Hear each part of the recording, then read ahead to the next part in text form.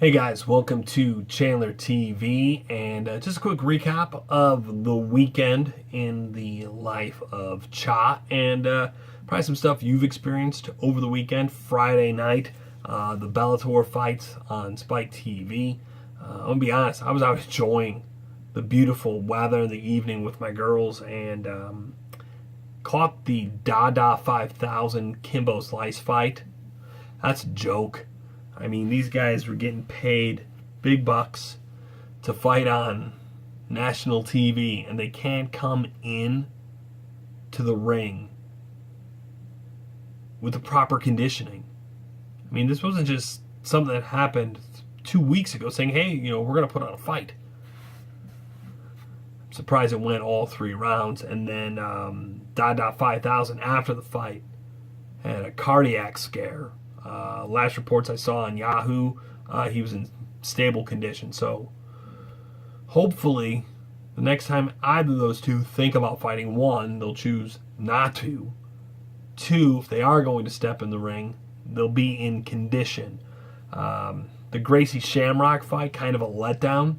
I remember seeing the first UFC. That's what really got me interested in training Brazilian Jiu-Jitsu.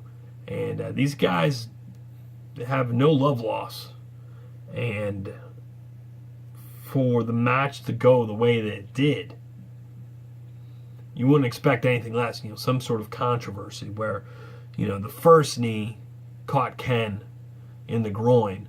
Ref didn't see it, didn't call stoppage, so Hoist kept fighting and took Ken to the ground, and the fight was stopped with a TKO. You show the first replay, you don't see that first knee, and you're like, oh man, Ken is totally faking.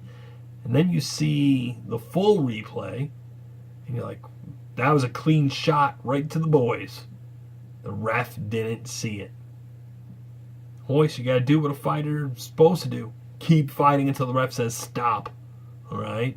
Just because your opponent taps or your opponent gives up, if the ref doesn't see it, the ref's not going to stop the fight.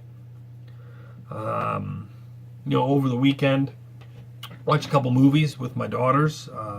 Really don't get to see them that much due to conditions out of the control of my wife and I.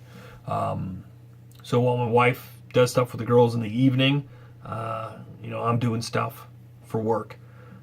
But we did a family movie night, saw Cat in the Hat. Kelsey loved that movie. A lot of adult humor in there. I didn't recall it the first time I saw it. And then we caught The Never-Ending Story.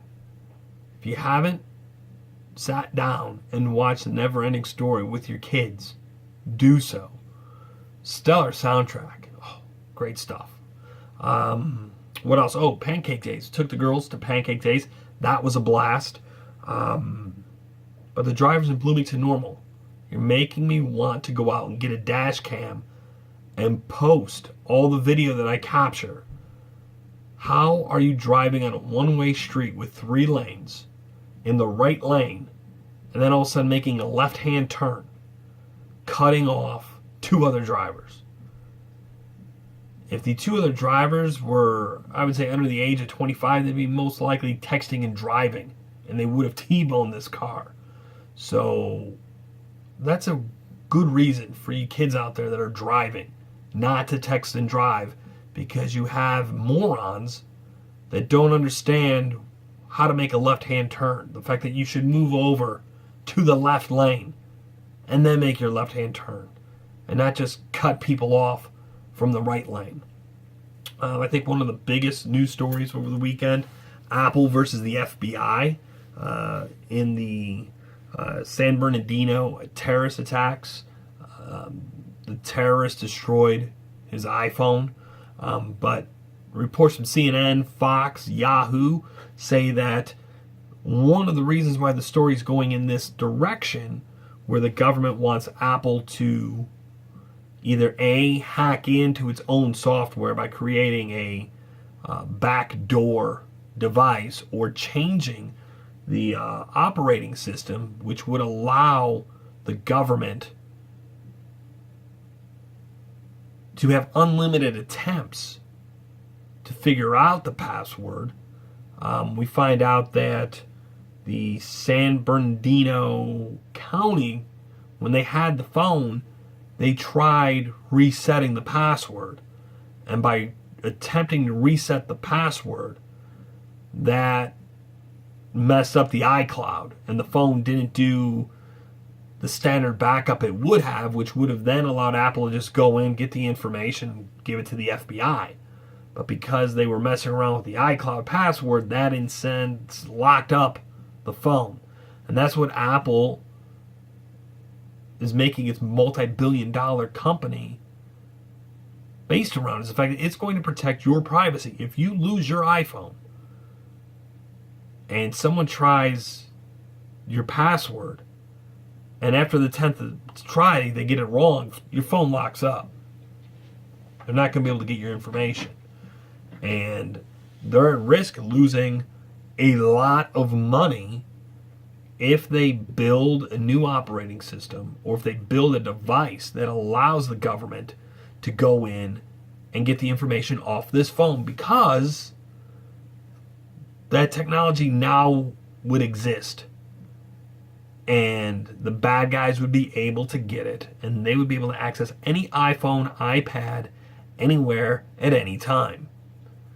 And it's just one of those things where you see the war being televised with, boots on the ground.